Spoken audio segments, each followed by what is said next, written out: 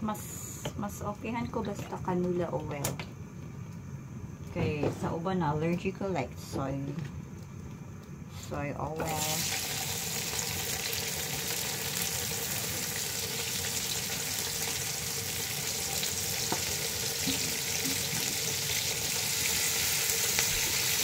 Let's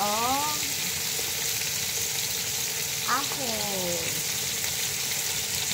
And then one by one, we put all the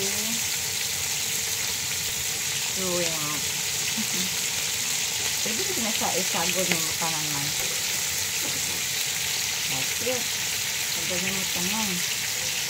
Okay. Uy, may utang nga wala na kuhaan. Kuhaan man na mag-ano.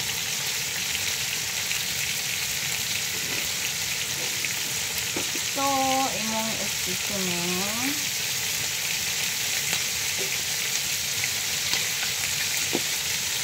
And then, salt. Pwede hiwaon ang imong nakuha na kuan sa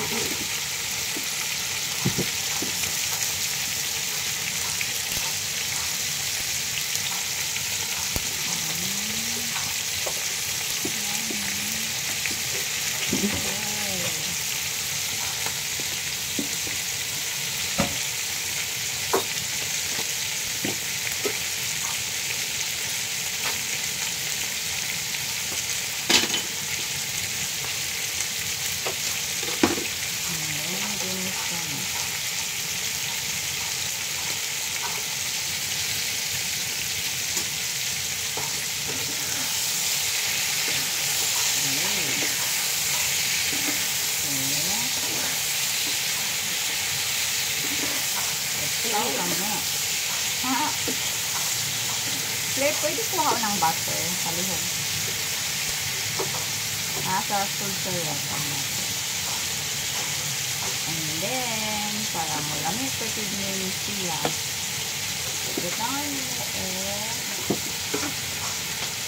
liquid seasoning.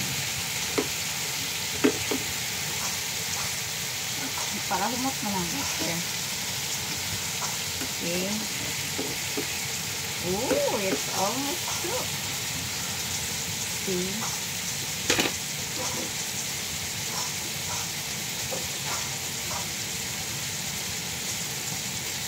And we will put this one para muhumot. Aside sa butter na mabutaan. Kani amount yung mga giharvest sa front yard. Okay. And one more. So,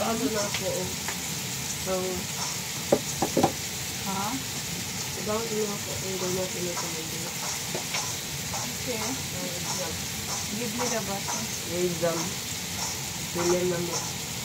Prelim na mo? Kami sa susunod. Pila na dito sa buhok. Ang pan. Donut. Isang okay na ni nga puro rin ani or magluto pa kong fish na bangus. Ano lang later na lang po ng fish na bangus ha.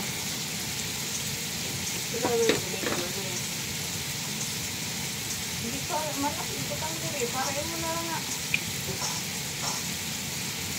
So what do you want? Anan chili or with chili? Chili. Dili na with chili na lang. Pero I post many chili. Oh. Mami siya makalamit. Ayan na. Wow, nihumot na siya. Wala dito lang ang lemon. Sige, mana. Handol. Ulo.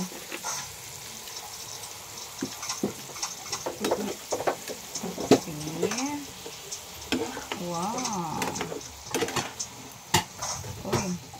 Malugwa na. Okay, mag-plate na lang. Kabutang na kag-plating dira.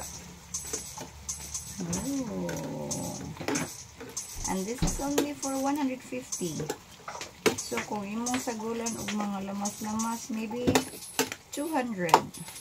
How much is this in the restaurant? Sus. But lang. Mutaw eh. So, humot. Grabe ka humot. Wow. This is a 4 inches shrimp.